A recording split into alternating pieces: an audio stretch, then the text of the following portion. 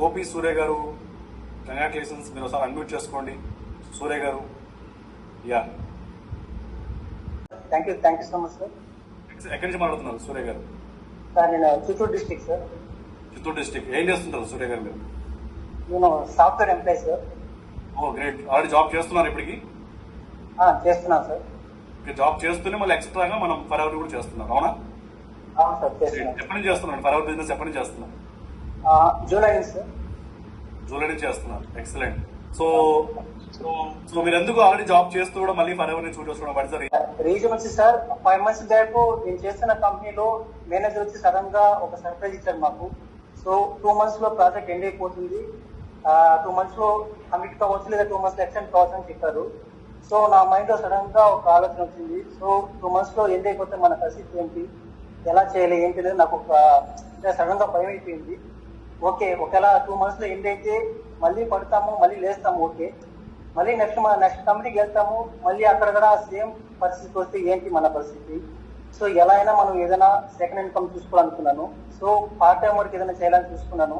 ఆ క్రమంలో నాకు ఫేస్బుక్ ద్వారా మన ఫరెవర్ పరిచయం అయింది, అనిత మేడం ద్వారా.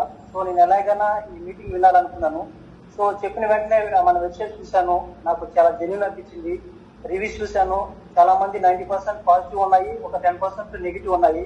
సో నాకు అనిపించింది ఒక సినిమాకి వెళ్ళామంటే సగం మంది పాజిటివ్ ఇస్తారు, సగం మంది నెగిటివ్ ఇస్తారు. సో మనం చూసే దాన్ని బట్టి ఉంటుంది రివ్యూ అనేది. అని నేను చూశాను. ఫస్ట్ కంపెనీ చూశాను, వెబ్సైట్ చూశాను, అలాగే ఫౌండర్ రిపోర్ట్ పెట్టారు చూశాను. సో ఓవరాల్ గా నాకు చాలా మంచిగా అనిపించింది. సో నేను ఏదైతే డ్రీమ్ అనుకున్నానో నాకు ఇక్కడ నేను ఫుల్ఫిల్ చేసుకోవచ్చు అనుకున్నాను. నేను పడుతున్న కష్టానికి ఇక్కడ తగిన ఫలితం రావచ్చు అనుకున్నాను. సో ఎలాగైనా ఈ బిజినెస్ నేను టేకప్ చేయాలనుకున్నాను. మీటింగ్స్ అటెండ్ అయ్యాను. మీటింగ్స్ అటెండ్ అయ్యాక నాకు చాలా బాగా అనిపించింది. సో వెంటనే నేను 2cc బిజినెస్ చేసుకుని విత్ ఇన్ 2 days నేను టీమ్ వర్క్ జాయిన్ అయ్యాను.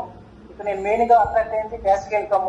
ఈ ప్యాసివ్ ఇన్కమ్ నాకు వచ్చిందంటే ఆటోమేటిక్ గా నేను నా డ్రీమ్స్ ని రీచ్ అవ్వగలుగుతాను అనుకున్నాను. అలాగే 12cc చేసి టాప్ లో వచ్చాను.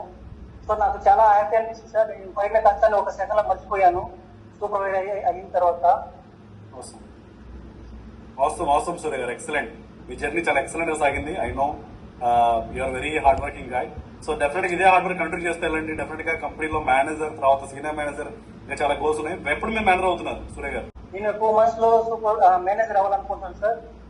All the best Surya garu, all the best for manager and excellent tips మా అందరికి ఇచ్చారు. Thank you so much. చూడండి గైస్, సో ఆల్రెడీ ఒక సాఫ్ట్వేర్ జాబ్ చేస్తూ కూడా సో తను ఇంకా ఎఫర్ట్స్ పార్ట్ టైమర్. సో ఇక్కడ